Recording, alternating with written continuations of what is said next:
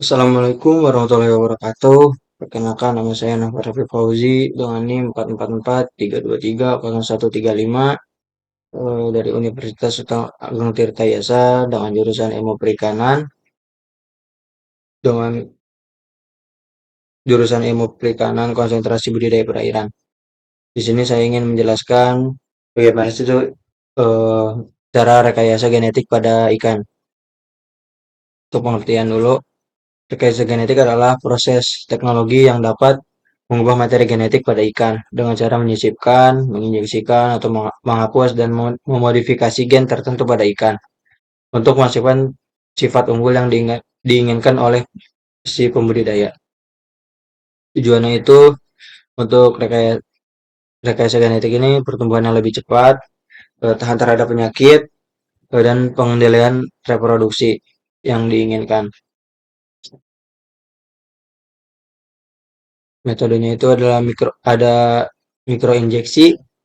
Jadi si mikroinjeksi ini DNA asing atau DNA yang diinginkan disisipkan melalui sitoplasma atau inti sel yang telah dibuahi, yang telah fertil.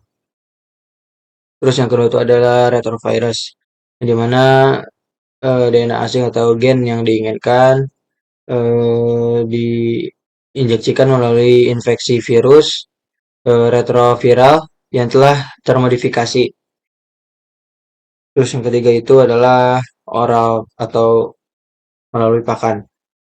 Ini itu biasanya untuk di budidaya pakan ya, untuk di budaya ikan pakan dan skala besar, bisa melalui hormon steroid yaitu 17 alpha metyl metyl testosteron yang disemprotkan kepada pakan lalu diberikan kepada benih ikan nila. Terus perendaman dengan bisa menggunakan madu pada seperti pada praktikum sebelumnya untuk menghasilkan ikan dominan jantan pada ikan gapi.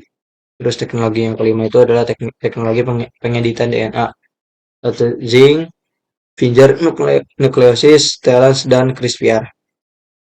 Jadi teknologi ini yaitu di mana si zinc finger nukleosis ini memotong DNA yang tidak diinginkan, lalu kita bisa mengedit DNA yang diinginkan tersebut.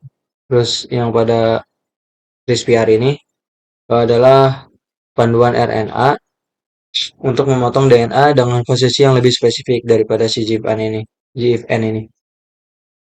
CRISPR ini merupakan teknologi yang terbaru juga.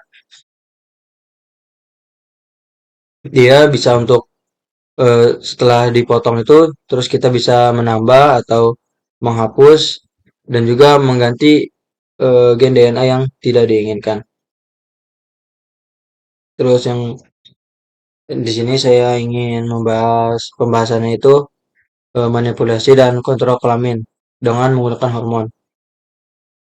Ini tuh bisa dilakukan dengan beberapa macam seperti maskulinisasi dan feminisasi yang melalui pakan oral dengan bantuan hormon steroid yaitu 17 alpha metyl testosteron untuk maskulinisasi dan 17 beta estradiol untuk feminisasi.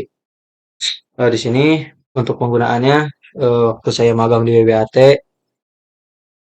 ikan dengan umur baru panen atau sekitar 2 hari atau sehari diberi makan oleh bubuk dengan tambahan hormon steroid ini 17 alpha metyl testosteron yang disemprotkan kepada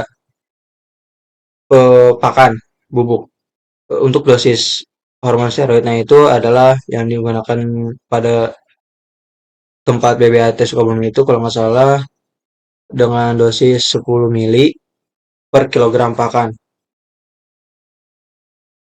Terus dicampur dengan Fenol 98% dan Aquades 250%. 250 mili.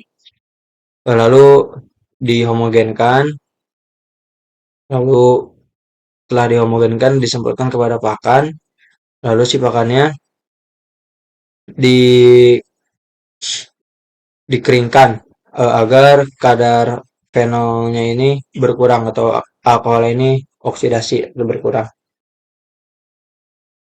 Terus untuk cara yang selanjutnya itu bisa melalui perendaman yang dilakukan formaldehyde atau bahan alami. Untuk bahan alami di sini bisa menggunakan pada praktikum sebelumnya itu madu untuk menghasilkan ikan gapi yang didominasi jantan.